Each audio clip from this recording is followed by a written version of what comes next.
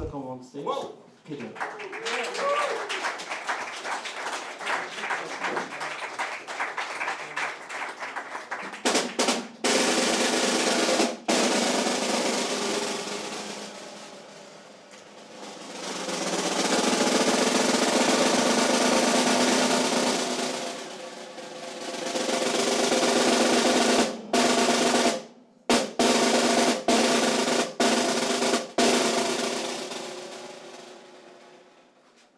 Okay, ladies and gentlemen, welcome.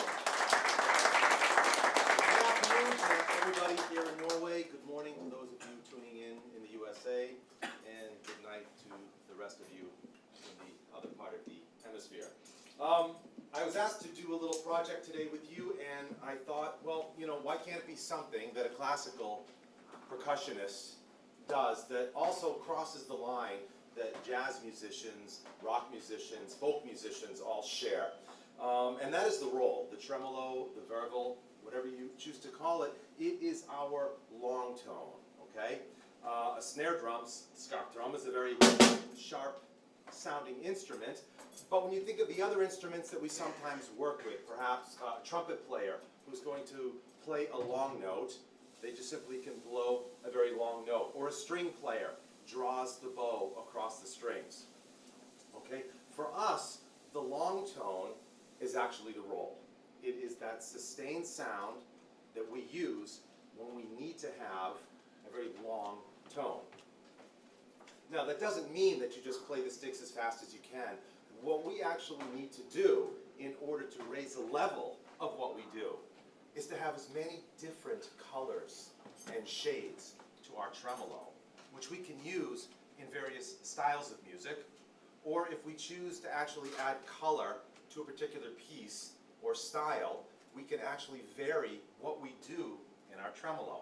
And what I'm going to do today is I'm going to show you some examples. We're going to put up on the screen a few exercises. Those of you at home who are on your computer can take a screenshot when they come up so you can save them. And the rest of you can whip out your cell phones and maybe take some pictures. And these are things that you can use in your practicing when you're actually deciding, you know, do I want to add more color to the sound that I already have? Okay?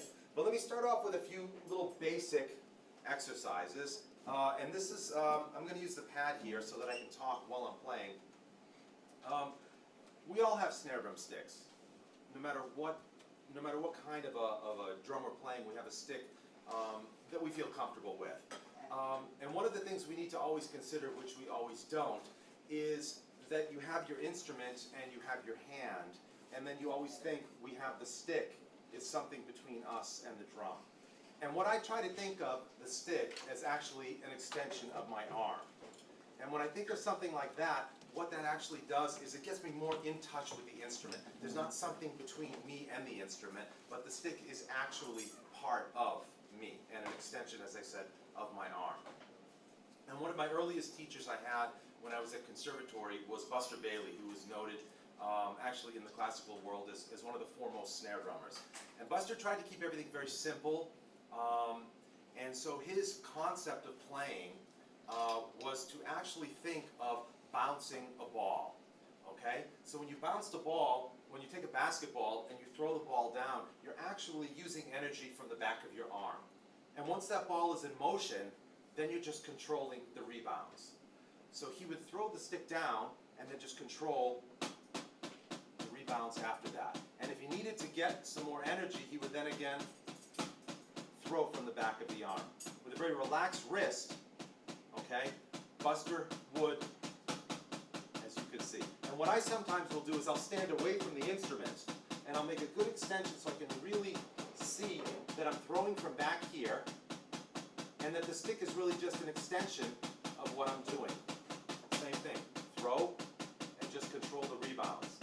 The more relaxed you are, the less tense you get, the faster you can go, and as Buster would say, the more fun you're having, okay? So again, throwing down from the back, just nice and relaxed, okay? Here, nice and relaxed, just like I'm bouncing a basketball. Sometimes what I'll tell a student is is, well, in the morning, when, for those of you who do make your bed in the morning, you stand at the bottom of the bed and you grab your blanket and you go like this. And what happens is that you do this with your arm, and then the blanket all the way up goes like this. Am I right?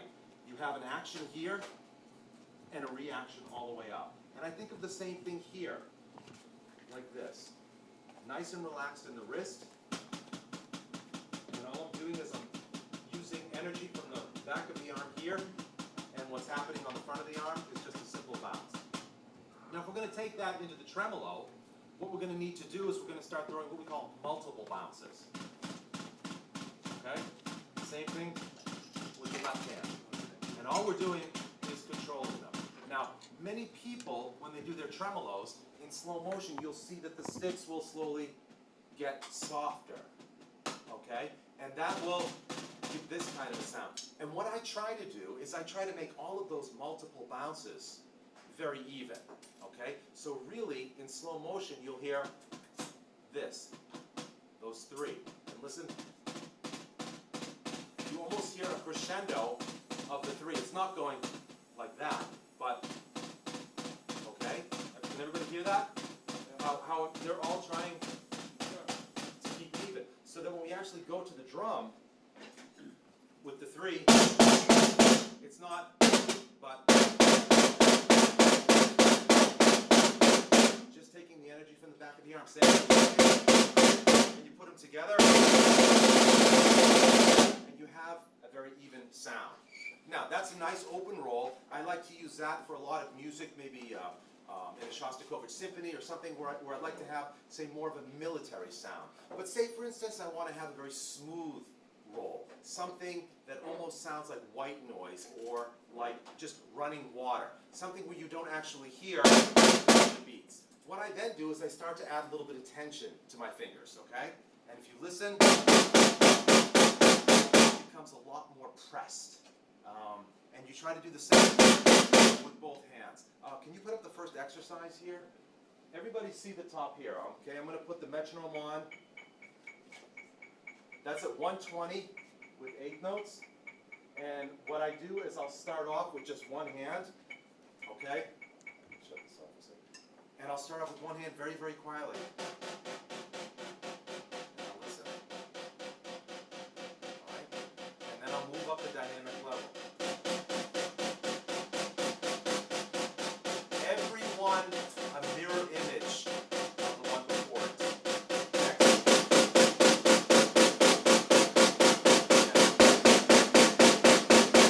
Then I start with the left hand. I try to do the same thing, sounding exactly like the right, okay? Take the hands.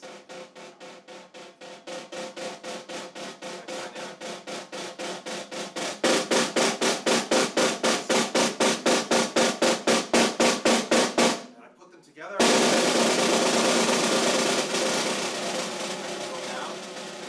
Sound like something very smooth. Everybody hear that? Just try to keep it just like running water, silky smooth, if I choose to have that color. Or I can choose something a little more open, like I talked about before. Yeah. Try to hear the open compared to the closed.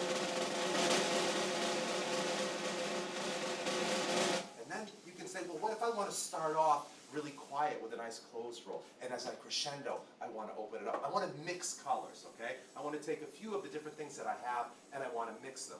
I can start off with a nice little closed roll, and as I get louder, I open it up.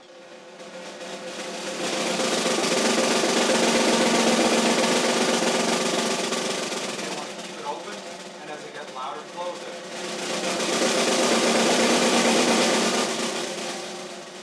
What you want to do is create as many colors as you can in your playing and in your role, where you can vary them and use them for different pieces, different styles, or even in a solo or something like that, where you'd like to really, really draw out as much artistic quality as you can in the color of your sound.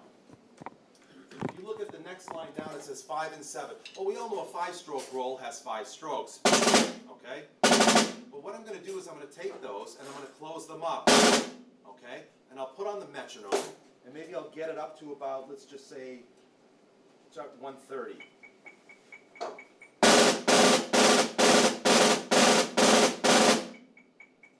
left hand. Okay? Then I might go down to this next line here, the third line down.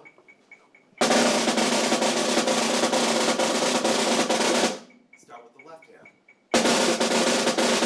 Okay?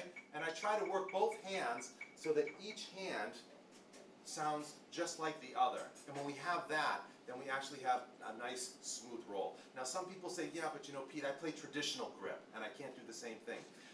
You know, I've decided in my old age that there's not one that's better than the other, okay? If you feel comfortable with a traditional grip, then you play traditional grip. But you can easily achieve similar sounds with both hands doing these exercises.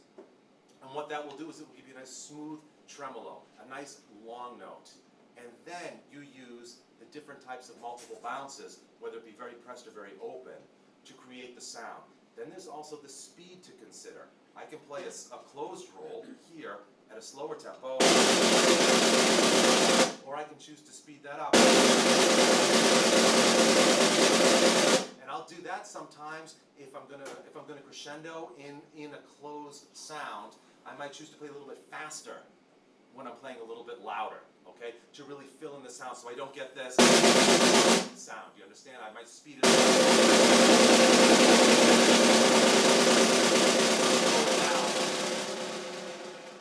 As I get quieter. Moving to the bottom, once you start to really get happening with the sounds, then you've got to go for what I call the stamina. You've got to be able to see, okay, how long can I hold these? So, if you look at the bottom line here, the first one is just 3 beats of a tremolo, and just as left.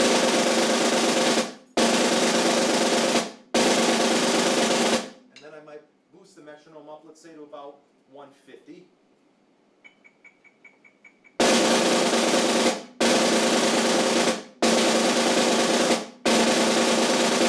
Might even try that open. Closed. But by opening and closing, by doing different things, we have a lot of different color that we can bring in. Can you move up to the next slide, please? The open roll. As you can see on the top, I talked about 3 strokes. And I talked about here trying to make the last one just a little bit louder. And this is an exercise that you can have here, and you can practice these to try to get those opens to sound even, okay?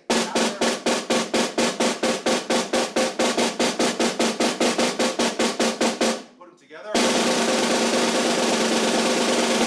Nice, even roll.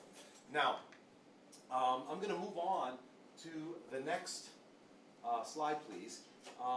And this will be the last one before I show you something really cool that you can do at home. This is the 2-beat roll versus the buzz. Now, I don't like to say buzz because I think a buzz is actually a series of multiple bounces, okay? But the 2-beat roll is actually 2 beats. And for me, a tremolo is made up of anywhere from 1 to several strokes, okay? And everything that's in between the first and the last, we're going to call the inside note. And inside notes are very, very important when it comes to classical playing because we use a lot of embellishments, a 3-stroke rough, where you need to hear all 3, as opposed to something that would be closed like that, where you really don't hear anything. And this exercise here is from a very, very old book called Accents and Rebounds by George Lawrence Stone, who also wrote Stick Control, which I'm sure many of you have suffered through. And as you can see, what he's got in the first exercise, 1, 2, 1, 2, then roll. Okay? And the idea is to get those doubles. Now, when we think doubles, we think, okay, I can do doubles. I throw down the first, the second one just happens, and it sounds like this. But the idea is to take the second one and bring that one out. Bring out the inside note, okay? So, everybody hear that? Okay? And then I always do this exercise here. I'll put the pad down. Might be a little bit easier. And I work with these doubles. Well, maybe I'll just do it on the drum. On that way. And I always think, okay, this is a train pulling away from the station, okay? But I always bring out that second note. You hear that?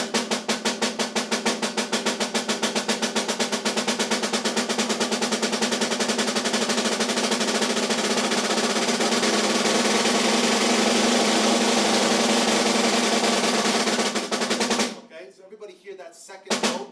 And that's what we want to bring out, and then we work up to the 3 to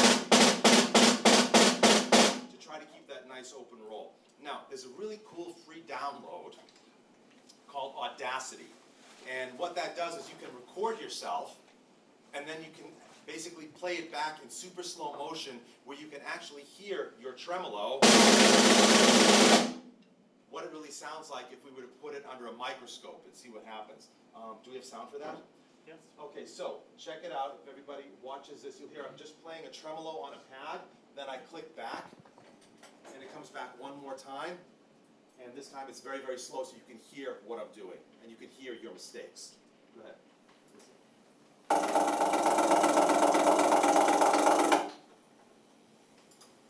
Go back, I click, I do the replay for the effect, and then you can listen. Listen.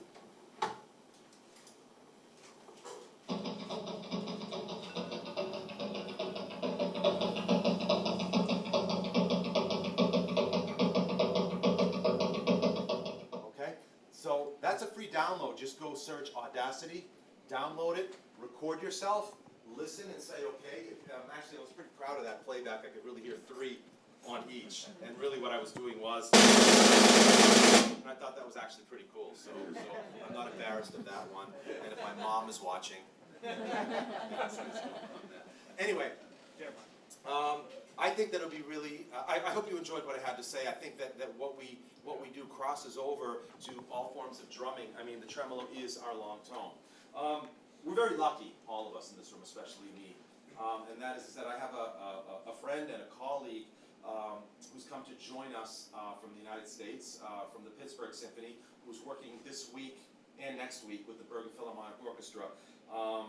He's a terrific musician, and I asked him if he would come also and say a few words to all of you today about his thoughts about the role. And so, without further ado, I'd like to give a warm welcome to Jeremy Branson from the Pittsburgh Symphony. Jeremy, come on up.